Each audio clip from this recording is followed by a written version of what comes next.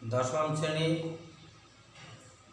শিক্ষার্থীবৃন্দ এবং যারা সামনে পরীক্ষা দিবে, তোমরা আজকে আমার ক্লাস তোমাদের দিচ্ছি। এই ক্লাসটা হলো ইসলাম ও নৈতিক শিক্ষা। এই বিষয়ের উপর যে সমস্ত শিক্ষার্থী আছে তারা মনোযোগ সহকারে আমার ক্লাসটা দেখবে।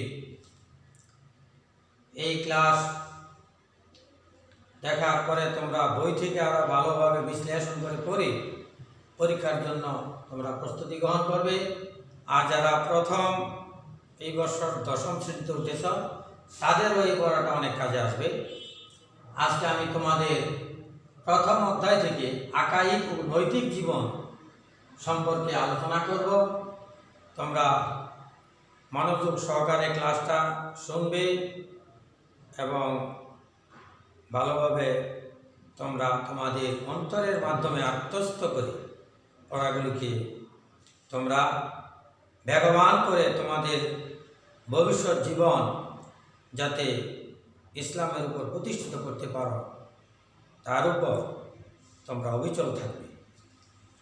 এখন আমি তোমাদের ক্লাস এই বিস্তারিত আলোচনা করছি। ইসলাম একটি পূর্ণাঙ্গ জীবন ব্যবস্থা। এতে বিশ্ব জগতের সৃষ্টি, ধ্বংস, ইহকালের সব প্রয়োজনীয় বিষয়, মৃত্যুর পরবর্তী জীবন সব কিছুই সুন্দরভাবে বর্ণনা করা হয়েছে। মানব জীবনের এমন কোনো দিক নেই যা ইসলামে আলোচনা করা হয়নি। ইসলাম সম্পর্কে বিস্তৃত জ্ঞান অর্জনের মাধ্যমে এ বিষয়গুলো আমরা জানতে পারব। আল্লাহ বলছেন কোরআনে পাকের মধ্যে, ইন্না দীন ইনদাল্লাহিল ইসলাম, একমাত্র মনোনীত ধর্ম আল্লাহর কাছে ইসলাম। এই জন্য ইসলাম শিক্ষার প্রয়োজনীয়তা অনস্বীকার্য। ইসলাম শিক্ষার পরিসর অত্যন্ত ব্যাপক হওয়ার একটি পুস্তক বা একটি শ্রেণীতে ইসলামের পূর্ণাঙ্গ পরিচয় লাভ করা খুবই দুরূহ। এ শ্রেণীতে আকাইদ ও নৈতিক জীবন বিষয়ের উৎস, ইবাদত, আখলাক ও আদর্শ জীবনচরিত শিরোনামে 5টি অধ্যায়ে ইসলামের সুন্দর আদর্শ ও শিক্ষাসমূহ সংক্ষেপে বর্ণনা করা হয়েছে। আকাইদ ও নৈতিক জীবন। আকাইদ শব্দটি আকিদা শব্দের বহুবচন, আর আকাইদ শব্দের অর্থ হইল বিশ্বাসমালা, আর আকিদা শব্দের অর্থ হইল বিশ্বাস। এ পাঠ শেষে তোমরা শিখতে পারবে ইসলামের পরিচয় ও ইসলাম শিক্ষা পাঠের গুরুত্ব ব্যাখ্যা করতে পারবে। ইসলাম আল্লাহ তাআলার মনোনীত একমাত্র দিন বা জীবন ব্যবস্থা।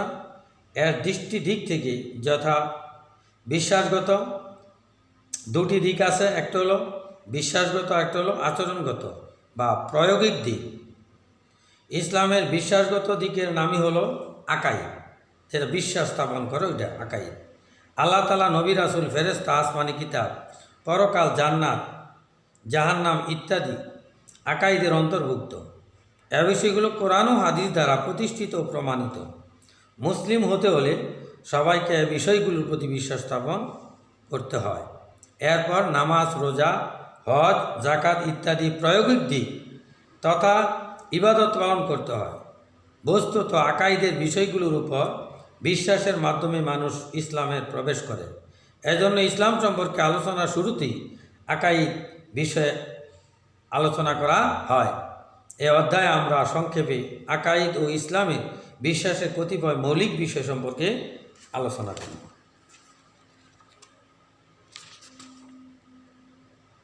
প্রথমত আমাদের ইসলাম কি, এর পরিচয় কি?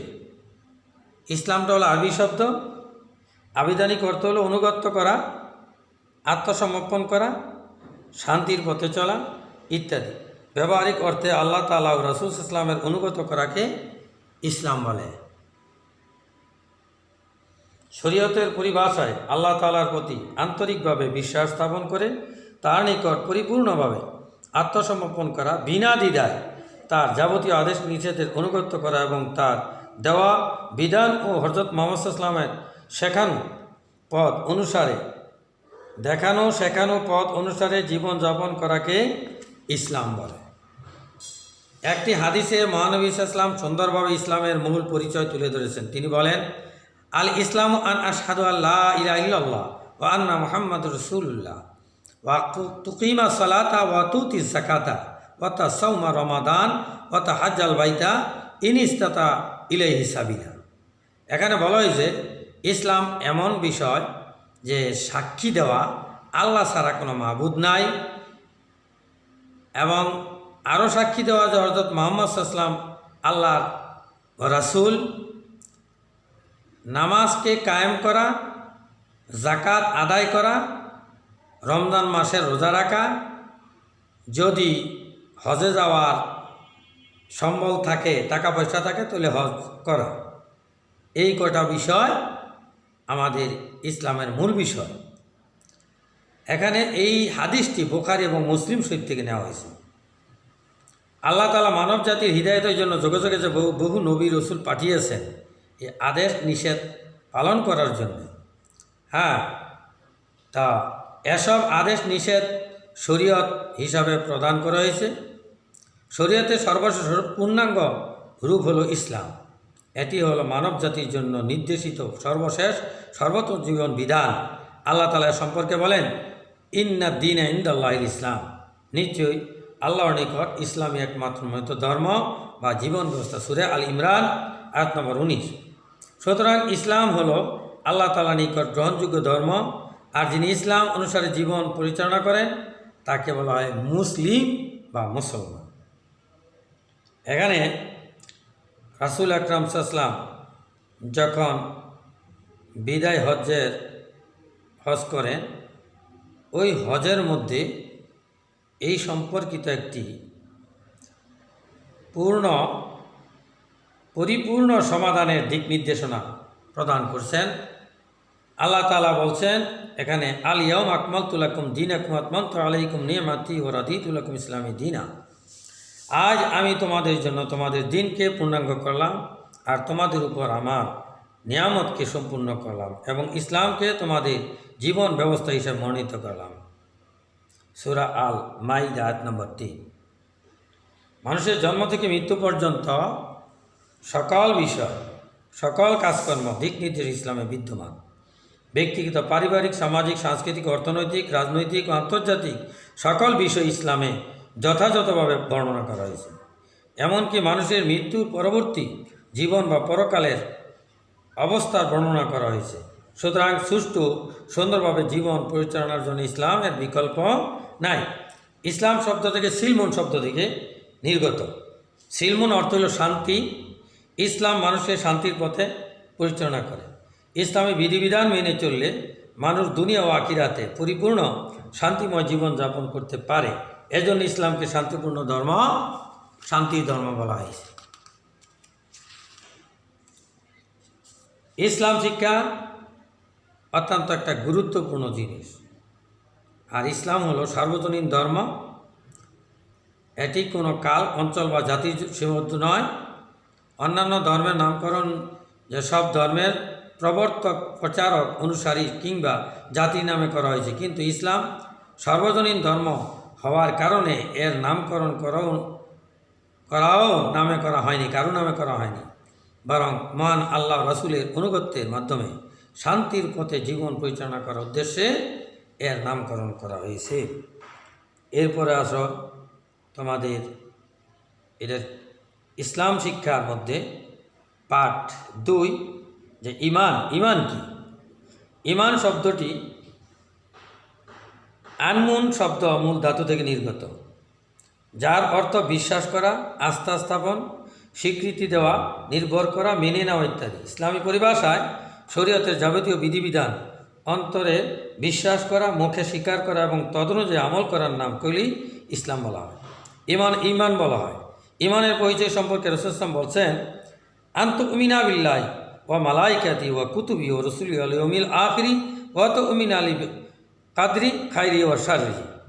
যে তুমি কি করবে?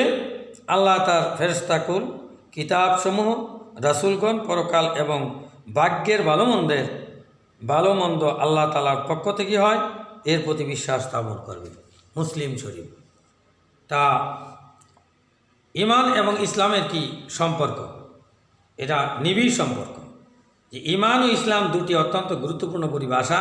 ইমান অর্থ বিশ্বাস, আর ইমানের মূল বিষয়গুলোর প্রতি আন্তরিক বিশ্বাস, মৌখিক স্বীকৃতি এবং তদনুযায়ী আমল করার নামকে ইমান বলে।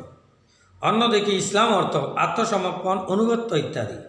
মহান আল্লাহর যাবতীয় আদেশ নিষেধ বিধিবিধান মেনে নেওয়ার মাধ্যমে তার প্রতি পূর্ণাঙ্গরূপে আত্মসমর্পণ করার নাম হলো ইসলাম। ইমান ও ইসলামের মধ্যে অত্যন্ত নিবিড় সম্পর্ক, অবিচ্ছেদ্য সম্পর্ক, একটি ব্যতীত একটি কল্পনা করা যায় না। এদের একটি অপরটির উপর গভীরভাবে নির্ভরশীল। ইমান ও ইসলামের সম্পর্ক গাছের মূল ও শাখা প্রশাখার মতো। ইমান হলো গাছের শিকড় বা মূল, আর ইসলাম হলো শাখা প্রশাখা। মূল না থাকলে শাখা প্রশাখা হয় না, আর শাখা প্রশাখা না থাকলে মূলের কোনো মূল্যই থাকে না। তদ্রূপ ইমান ও ইসলাম একটি অন্যটি ব্যতীত পূর্ণাঙ্গ হয় না। ইমান মানুষের অন্তরে আল্লাহর প্রতি বিশ্বাস, অনুগত ও তার সন্তুষ্টি লাভের বাসনা সৃষ্টি করে, আর তাতে ইসলাম অনুগত্যের মাধ্যমে সজীব ও সতেজ হয়, পরিপূর্ণ সৌন্দর্য বিকশিত হয়।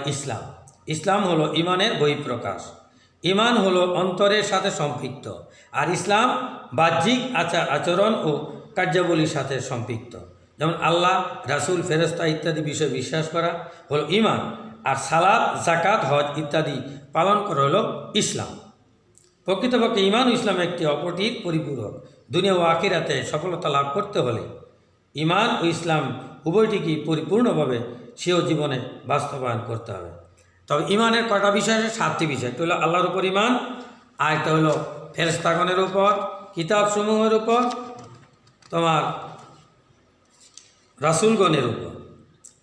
এরপরে আখিরাতে বিশ্বাস করতে হবে, তকদিরে বিশ্বাস করতে হবে, মৃত্যুর পর যে পুনরায় জীবিত হব তার উপর বিশ্বাস স্থাপন করতে হবে। এই 7টা বিষয়ের উপর বিশ্বাস স্থাপন করে ইমানকে পূর্ণাঙ্গতা দান করতে হবে। অতএব প্রিয় শিক্ষার্থীবৃন্দ, তোমরা তোমাদের এই ক্লাস এখন শুনলাম, এটা আরও ভালোভাবে তোমরা বই থেকে পড়ে তোমরা ইমান এবং ইসলামের যে কি সম্পর্ক, এই সম্পর্কটা আরও ভালোভাবে তোমরা তোমাদের পরীক্ষা উপস্থাপন করবে। আশা করি তোমরা তোমাদের ক্লাসটা বুঝতে পারছ। আজকের মতোই এখানেই সমাপ্তি করছি। ধন্যবাদ সবাইকে।